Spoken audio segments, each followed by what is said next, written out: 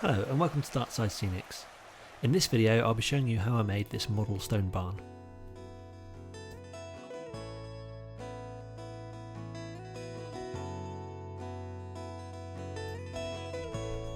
I start by measuring and cutting some wood. The thickness is 1.5mm. When the pieces are cut, I glue them together to form the basic shape.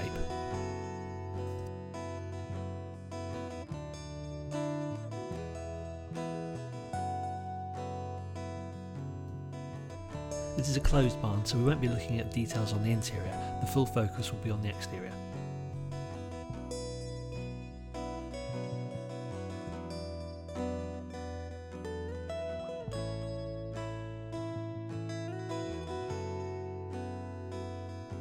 I'm using Will's corrugated iron sheets for the roof, which I'll paint later.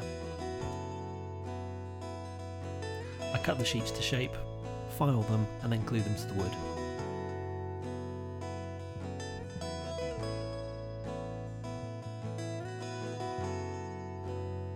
For the larger cornerstones I'm using dashed clay.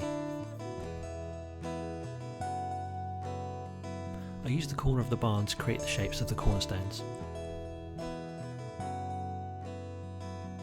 So these pieces will actually be L-shaped, but they'll give the impression of being a full-size stone.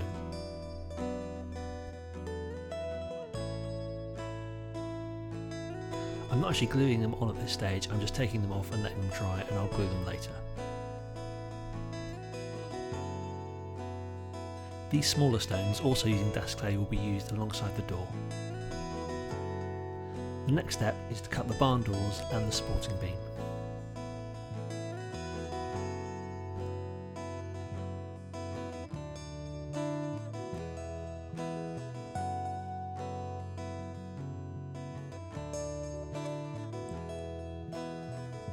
I'm scoring the planks of wood with a pencil, which will make it easier to weather later.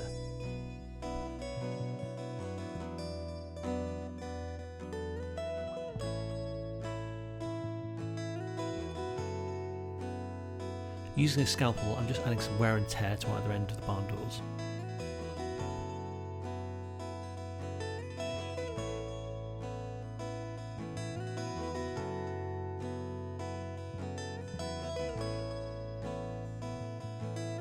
When the barn door and the supporting beam is glued in place, I start on the stonework.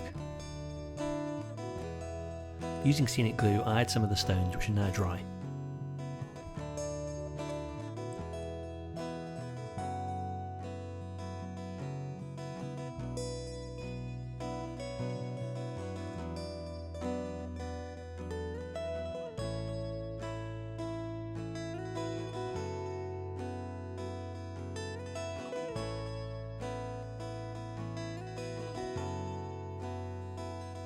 The L-shaped stones are also dry, so I glue them to each corner.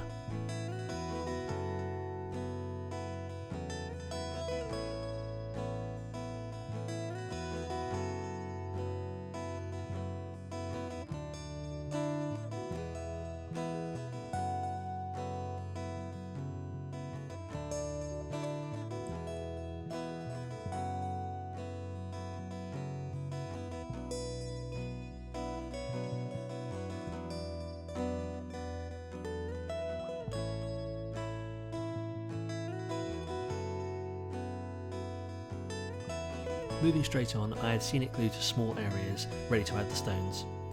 These are WWS light grey.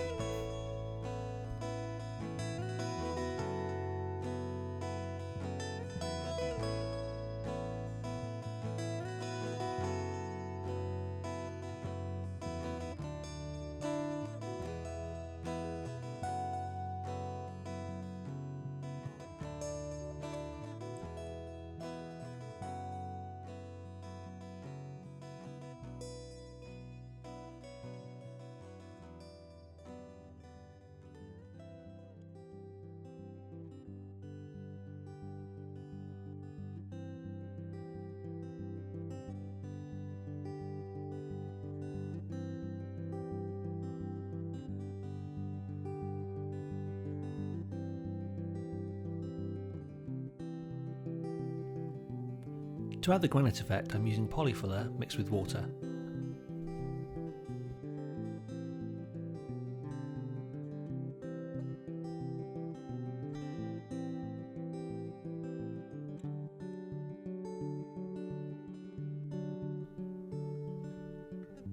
The WWS stones are fine as they are, but the DAS clay is too smooth, so this really helps to bring out the effect.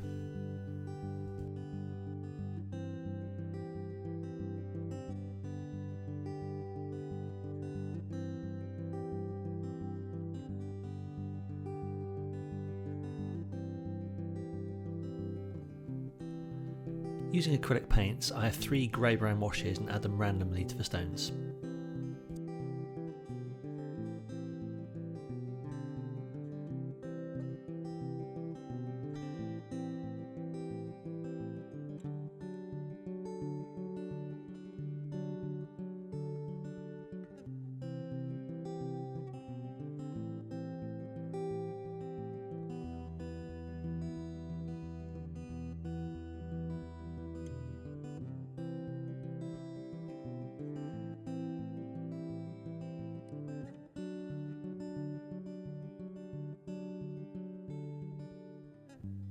A brown wash was used on the supporting beam and the barn doors, and you can see how it's picking up the scored lines from earlier.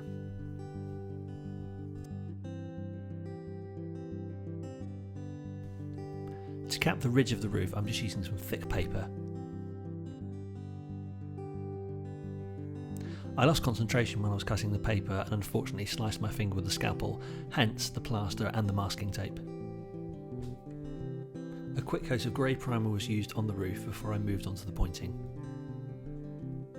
This is stone powder, which is very similar to plaster of Paris but just slightly tougher.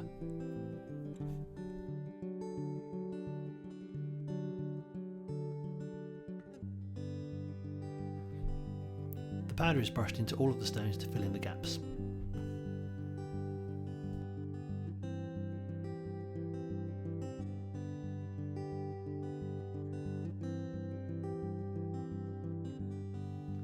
When the excess powder has been brushed off, I spray it with a mix of washing up liquid and water.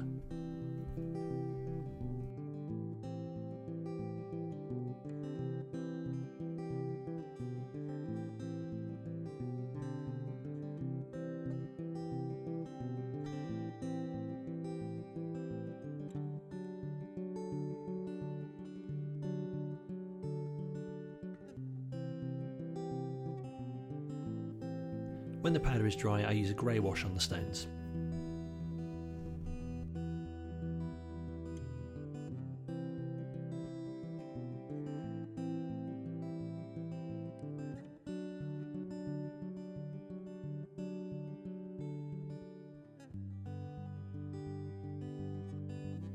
The primer I used was dark grey, so I'm using a light grey paint to dry brush onto the roof.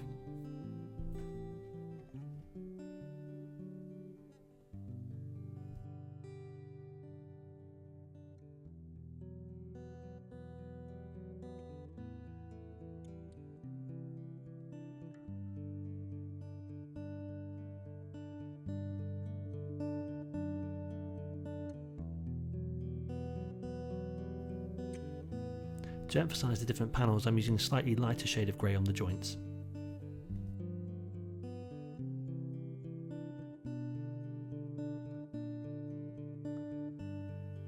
Using brown acrylic paint and a sponge, I add some random rust effects.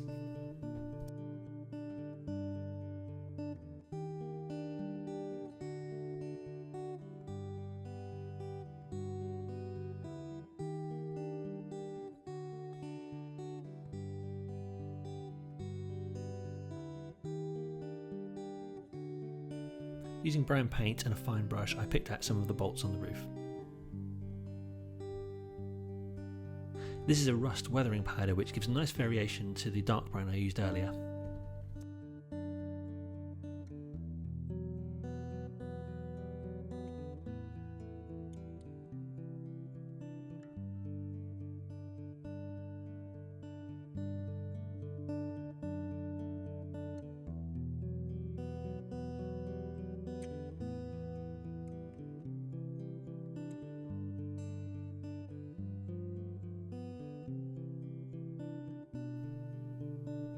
To add moss to the stones, I use Scenic glue and then some WWS olive green and Woodland Scenics burnt grass.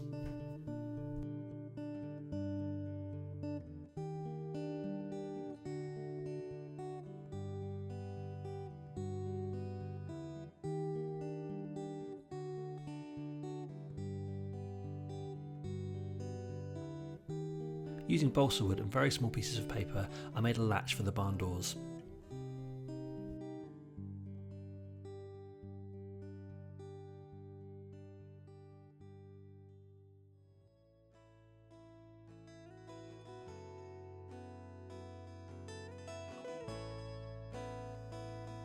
To add streaks to the stonework, I used black weathering powder in various areas.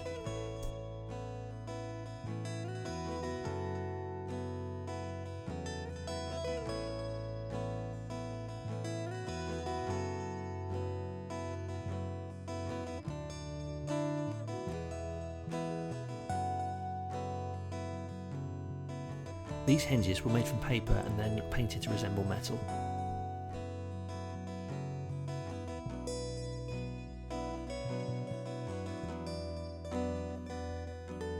The barn was glued to a base which is formed with WWS fibre mould and earth scatter.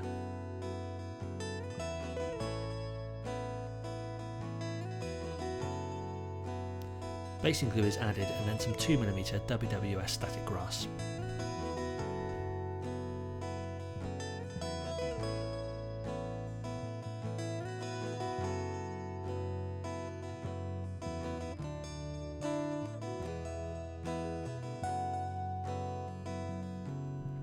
The static grass detailer is used for those hard to reach areas.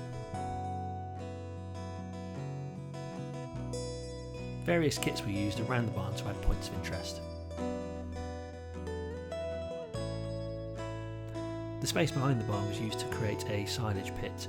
The concrete walls were made by using wood and then building up using layers of plaster.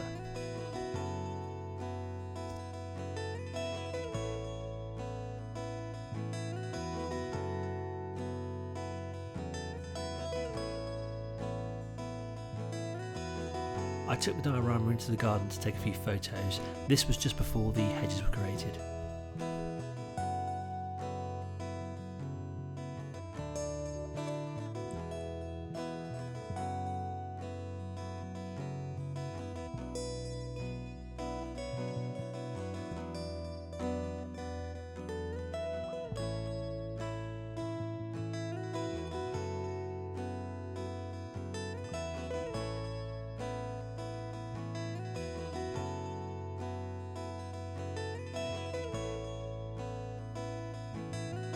When the hedges were completed, I wanted a nice rural setting to take the photos, so this is a field in Ashbrington just outside Totnes.